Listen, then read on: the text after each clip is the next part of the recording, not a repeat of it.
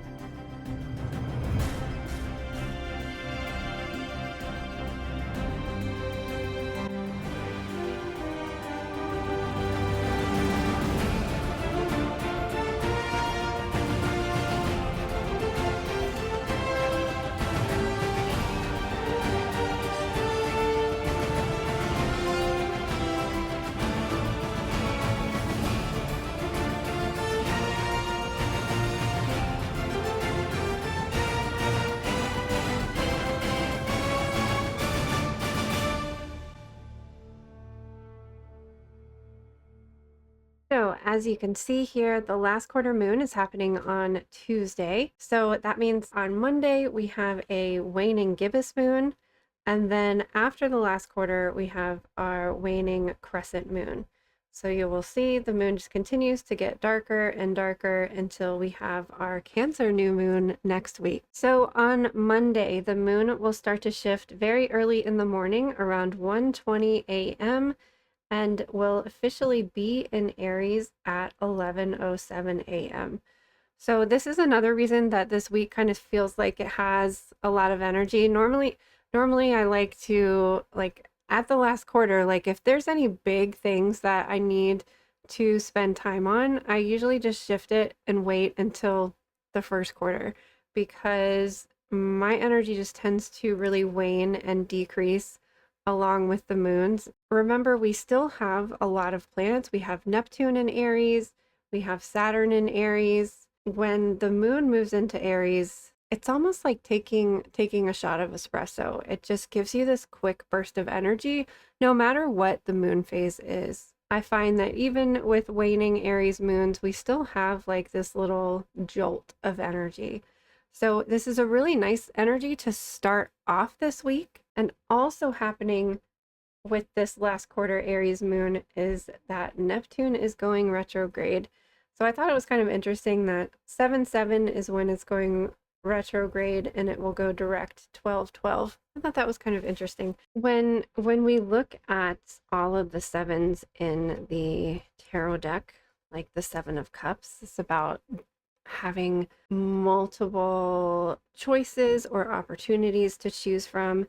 The Seven of Pentacles is kind of taking a step back and observing, seeing kind of like a midpoint check-in, like seeing where you are, where you've been, where you want to move forward. The Seven of Wands is about rising above something. The sevens are also about like the balance that we find with, and the equilibrium and the harmony that we find with the sixes, and taking one more step with that, adding one more thing to that. And so it's almost like the sevens are almost like being this bridge or this crossroads or this like in between kind of place which I think is really coming forward with the Neptune retrograde for me, or the symbology or around that, a Neptune retrograde, because Neptune in general is a very like liminal kind of energy. It's like this in between, beyond the veil. Like Neptune is the psychic planet. It's the underwater, the depths and the subconscious. So anyways, what I'm seeing with this 7/7 Neptune retrograde is that we are kind of able to stand in this liminal space to gain a different perspective, to find clarity. Neptune retrograde does create confusion, can create confusion or delusion or not seeing things clearly, but all of the retrogrades are meant to like give us a pause or like time and space to re-examine things, to relearn things. Specifically with a Neptune retrograde, I feel like there are oftentimes a space to receive, like integrate any transformations that you've made, especially since this is going to be the first Neptune retrograde since Neptune moved into Aries. The last few retrogrades, it while it was still in Aries, it was so close to that threshold of Pisces and Aries that it kept going back into Pisces, and then when it would go direct, it would eventually move back into Aries again. So this is going to be the first retrograde period where it's not dipping back into that Pisces, with Neptune and Aries being this spring cycle for Neptune, is kind of officially that new fresh beginning, Aries kind of fresh start energy. So I think that this Neptune retrograde is going to help us really find equilibrium and balance and clarity that maybe we started to get little glimpses of in the past with, since Neptune has moved into Aries, but now I think it's just, especially with these numbers reinforcing that. I mean, 12/12 is about like balance and harmony. It's like new beginnings, fresh starts with the one, and then two being the balance and equilibrium. So it feels like the 7/7 is that pause, that in between, that integration, moving into a more, I feel like by the end of the Neptune retrograde in December, we will have that chariot kind of feeling, at least on a spiritual level, of yes, now we can move forward. Now we've integrated these things. Now we've downloaded or rediscovered or initiated.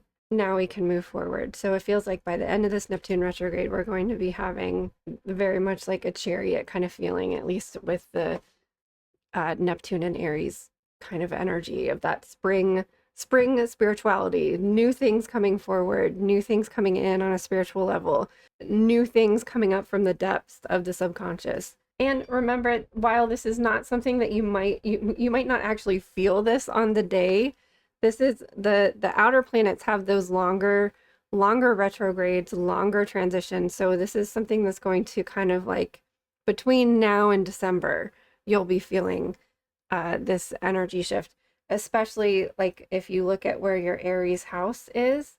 So much has been happening in that Aries house this year or the last few years that you might be seeing some spiritual understanding, clarity, lessons, Neptunian energy kind of things happening in that Aries house for you. Okay, so that's Monday and Tuesday. Lots of Aries energy happening with Neptune and Aries going retrograde, and then the moon being in Aries also. But because this is the last quarter point, which is 50% light, 50% dark, with a last quarter moon, Monday and Tuesday feels like it's probably a good day to have a longer to-do list, more errands to run, things that take more energy, putting them on the Monday and Tuesday. And part of Wednesday too, because the moon won't start to transition until 2:41 p.m. on Wednesday afternoon, and will officially be in Taurus at 4:31. So it kind of just feels like we're hitting the ground running with Monday or the start of this week, and then we can kind of start to slow down on Wednesday and Thursday, especially because also happening on Thursday, other than the moon being in Taurus, Venus is moving into Virgo. It's like we've got extra fire energy here and we've got extra earth energy in the middle of the week. Venus in Virgo is like the helper. It rules the sixth house of the zodiac. It's the helping sign, it's the healing sign, it's the daily routines that sustain us. It's how you are of service to the world, how you help in the world, the acts of service that you bring to the world. Just very skillful and very knowledgeable and wise, and Virgo just likes to fix things. And how I have experienced Venus and Virgo, or I don't know if this could be considered a conflict or not. It's like I feel like Virgo has the ability of seeing the best possible path, the best possible solution to problems, the uh, naturally knows how to fix things. And in regards to Venus and relationships and the planet of love, oftentimes I find myself in a position where, like, you can see the potential in someone, you can see the highest and best self. So, because Virgo is able to see that best potential and that highest good within a person, oftentimes I find myself being really let down because, like, this person is capable of these things and you can see it in them like so clearly, but then the person that they present to you might not be coming from the place of their highest good or their highest and best self. So that's why Virgo gets that naggy, nitpicky kind of stigma, because they're just like, I know you're capable of this. I know you're capable of doing better and being better, and but people are people, humans are humans. We are so inevitably flawed that, like, we're not always going to be able to show up as our best and highest self. So that's where Venus and Virgo can get kind of stuck.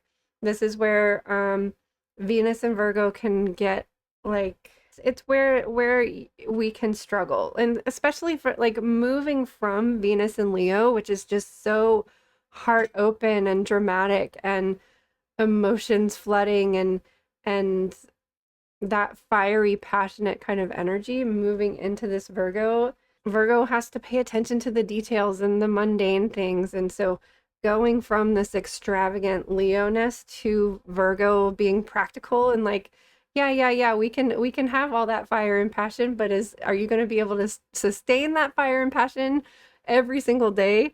It's Virgo's just practical, so it kind of puts a damper on that, like, flood of emotions that we've been feeling, or flood of passion and fire and creativity that we've been feeling with Venus and Leo, on top of the Jupiter in Leo too, that Jupiter only just moved into Leo. So we've been having all this Leo energy, and Virgo's like, eh, we gotta be a little bit more practical. We gotta think about the day to day. We gotta think about the daily routines. We gotta think about, does this person's daily routine jive with your daily routine, or like, are you supporting each other in the best way possible, or are you inhibiting each other? Like, it kind of brings in the reality, kind of cools down the fire a little bit. On top of having a Taurus moon day here too, this is just very grounded, practical, slow moving, like, yes, we were passionate about this thing, but also let's think about it seriously. Are we able to take these steps, or do we need to take a step back before we can move forward? It just brings in that practicality. So with all of this kind of fiery energy here on Monday and Tuesday, Wednesday and Thursday are like slowing us down a little bit. Let's take one step at a time here. But then on the weekend, we're moving the kind of a long transition here. And I think we've got some more long transitions coming up this month. But starting at 6:12 a.m. on Friday, we'll pretty much be in void of course all day until, what is that, 6:42. Oh, interesting. Wait, basically like a 12-hour, almost a 12-hour transition. And so Friday, we're jumping into the weekend with Gemini, playful, talkative, socially kind of weekend. This waning crescent Gemini moon will be closing out our Gemini moon cycle officially, because on Sunday, let's see, a long transition here, almost a 24-hour transition from 6:11 p.m. until 6:47 p.m. Sunday. So a very long transition into the Cancer moon energy, but that Sunday evening is going to put us, oh, sorry. Sunday evening is going to put us into that, whoops. Sunday evening is going to put us into that Cancer new moon energy. And I'm not sure if you guys have noticed this yet or not. We were experiencing a couple months ago or earlier this year, we were experiencing the new moon at the very end of the sun cycle. But I think now we have about a week. Yeah. So now the sun will not move into Leo until the 22nd. So, well, that's 10 days. So we've got 10 days of Cancer new moon cycle while the sun is still in Cancer. I really, really, really like this. And this just means that we're about a year away from the moon cycle shifting back to quote unquote normal, where we're having our new moons around the same time that the sun moves into this that same sign. But I like this because I've honestly been kind of struggling with the wonky wheel, of fortune that we have with the seasons and the moon cycles this year. So I don't know. I like that. I've been finding that, I mean, I think with this Gemini moon cycle we had about a week as well. So it's just nice to have the sun in Gemini, or have the sun in Gemini while we're in the Gemini moon cycle. I just like that because it's been feeling like off for me. Because I've I've spent like the last 5 years like really getting in sync with my own personal cycle and the moon cycle, and then it just like flipped and I'm like, ah. So I don't know. We're moving towards that, and I think it's 2027, the full moon in Scorpio. We're having 2 full moons in Scorpio summer of 2027, and that's when we're going to shift back to quote unquote normal moon cycles and sun seasons. And I'm just really looking forward to that. Okay, but also speaking of the sun being in Cancer while while we have our new moon in Cancer, where Mercury is also in Cancer right now. So we're having our Sun Mercury conjunction that we have every month when the sun and Mercury are in the same sign. So this is a really wonderful time because think of Mercury as the planet of communication and knowledge and wisdom. So it gives us this moment of clarity when the sun and Mercury come together. It's like you can get new ideas coming in. When we're talking about Cancer, we can maybe and remember Mercury is retrograde right now too. So this Mercury retrograde in Cancer, I think, is helping us to understand our needs, how to express when we need something, how to express when we're needing help with something, how you want to be cared for, how Cancer shows up for you. Like looking at your Cancer house will maybe help you understand something about your needs, how you need to take care of yourself, that sort of thing. For me personally, my Cancer house is the 5th house. And so that's creativity. And I like every summer, I'm like, I remember we need to be more creative. I feel at home when I'm journaling, when I'm coloring, when I'm being creative, and it's just being creative is just self-care for me. So every summer I remember this. And with this Mercury retrograde, hopefully something's going to stick. Some sort of creativity routine is hopefully going to stick. this summer. Um, so a sun conjunct Mercury is typically a really positive thing. Like I said, it helps you find clarity. It sun is like the outward expression of things. So it is kind of, I don't want to say lucky energy because we kind of reserve that keyword for Jupiter, but it's just like a sun and Mercury conjunction just, I don't know, helps you clear your head, clear your mind, understand something better. And specifically, I think this is going to be significant for us because of Mercury being retrograde right now. So finding some sort of clarity around Cancer themes, which entails, are you taking care of yourself? How are you taking care of others? Are all of your needs being met? How can you voice your needs? How can you better voice it instead of like a lot of us kind of, oh, I don't want to bother anybody. I don't want to be annoying. Like we like combating those negative thoughts that are like reasons why we don't speak up for ourselves when we need to speak up for ourselves. I don't want I can take it. I like it's okay. I'm tired, but I'll do it anyways and it'll be over soon. Like that, like grappling with those little mental thoughts that we have in regards to why aren't you putting yourself first?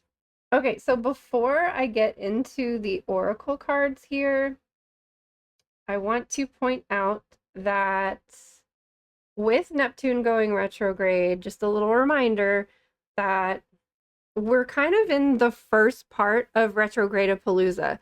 Um, I want to say from like 2020 to 2023-ish, we were having these summers where almost every planet was retrograde at the same time. But last year and this year, it's almost like it's kind of broken into two different parts. So right now we're experiencing the first half of that. We've got a Mercury retrograde happening, but only until, Mercury retrogrades are short, so only until July 23rd.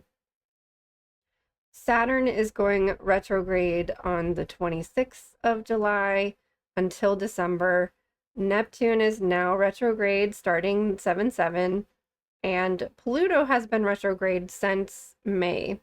So by the end of this month, we're going to have had Saturn, Neptune, Pluto, and Chiron retrograde. And then we'll have in September and October, we'll have Uranus join into that. And I think one more planet too. And then we'll have another Mercury retrograde at the end of the year. So just keep that in mind. It's not as intense as like the last few years have been. So by the end of this week, it's Mercury, Neptune, and Pluto retrograde for right now. So this is transformation with Pluto, subconscious, watery, spiritual energy with Neptune, and communication with Mercury. So our oracle card today is coming from the Ancient Stones Oracle by Rebecca Campbell. So the keywords are vitality, confidence, power, and decisiveness. The sun is a symbol of life force, power, and vitality, and this is a card with positive, confident, decisive energy. It invites these qualities to rise within you and bring a message of clarity, decisiveness, and forward movement. Is there a decision that you're looking to make? How are you being called to step forth with confidence? Stonehenge, a famous prehistoric stone circle in the UK, is exquisitely aligned with the majestic dance of the sun on the solstices. The heel stone, a solitary stone of significance, is a marker of this sacred celestial movement. If you stand at the heart of Stonehenge at sunrise on the summer solstice, you'll see the sun ascend precisely above the heel stone, a sight that never fails to fill the heart with awe, vitality, confidence, and power.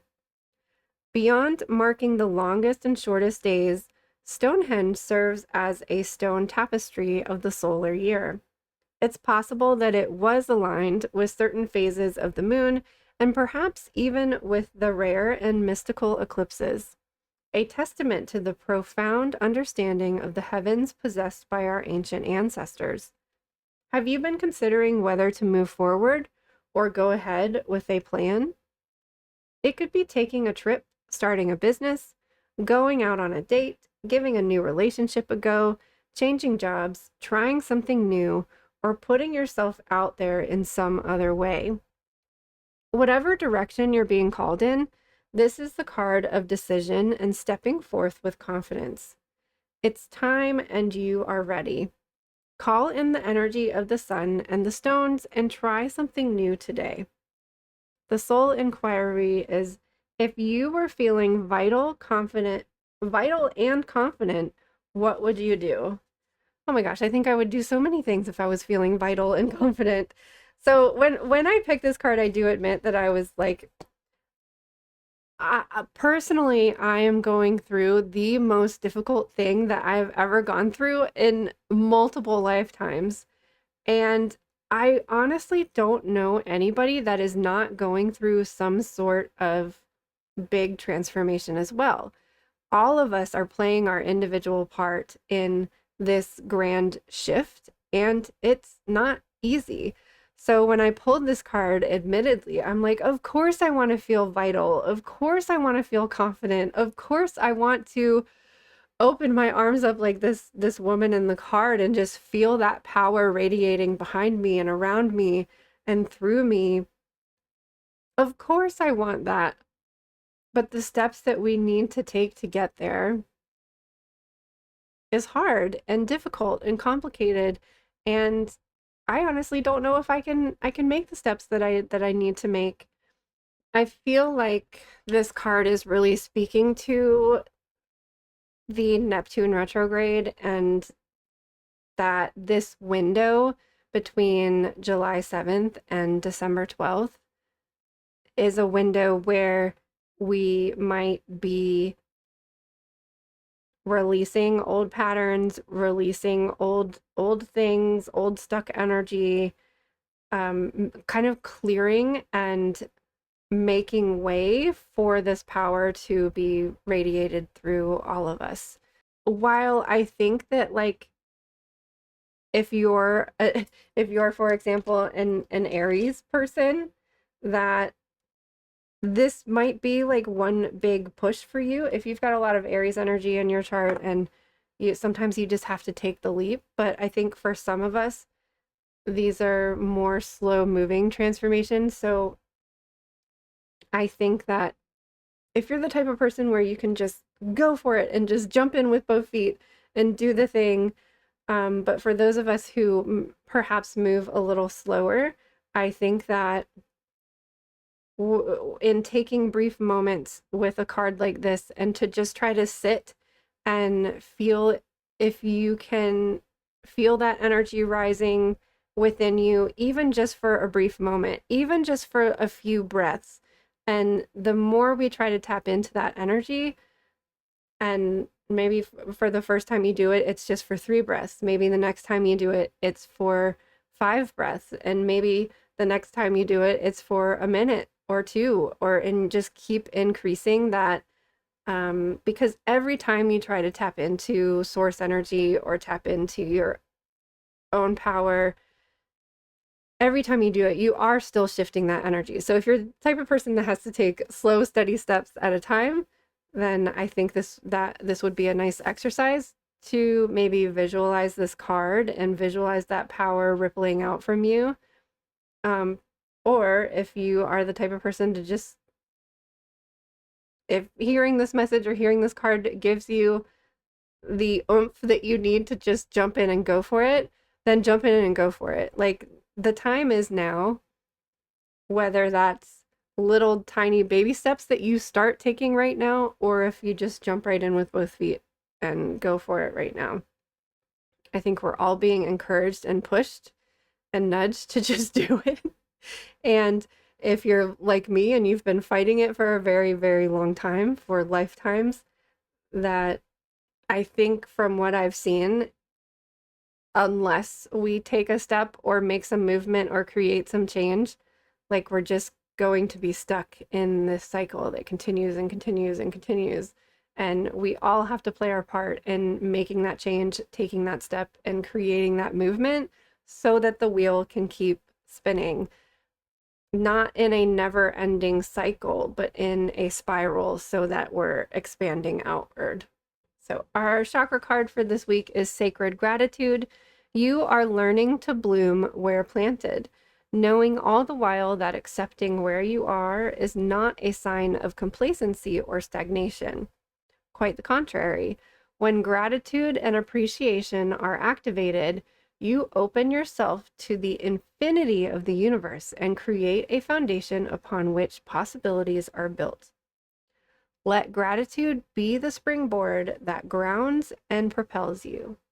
The entire universe celebrates when you are grateful for your many blessings. So this is an Earth Star Chakra card. The crystal they recommend is sardonyx, which I've never worked with before. And the herb is our wonderful, beautiful white ceremonial sage. Again, I feel like this is speaking to like start where you are and take a step from there. Don't psych yourself out by looking, well, I should have done this, I should have done that, coulda, woulda, shoulda, and not getting stuck in that past. Just appreciate where you are right now. This is where we are. Have gratitude for that, and that helps create the momentum to move forward. And last but not least, we have amber, a stone of wisdom, abundance, warmth, and deep nurturing energy. It's a protective ally that prevents psychic attacks and repels negative energy.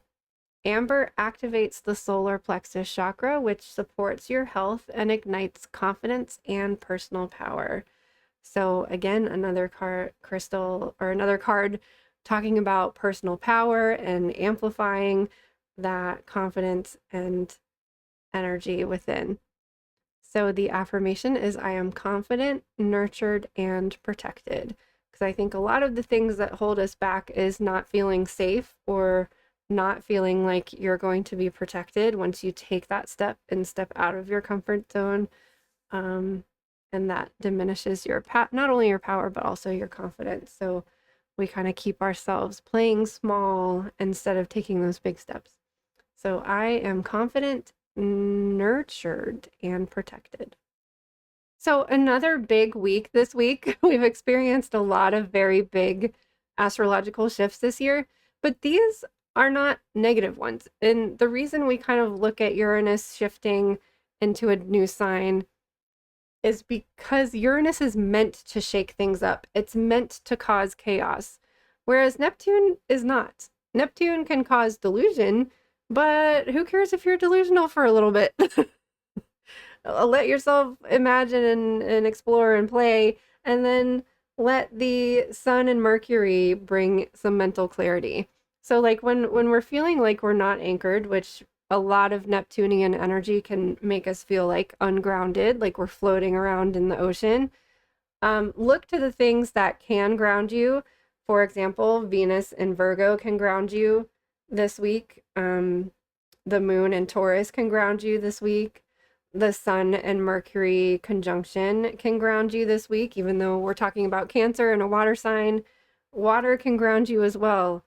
But Cancer holds, Cancer supports, Cancer initiates. So it can ground you in those sort of ways. When your personal needs are taken care of, then you're able to take more action. You're able to be of service more. You're able to help more. You're able to do the thing that you're supposed to do when you are feeling like you're cared for, when you are putting yourself first.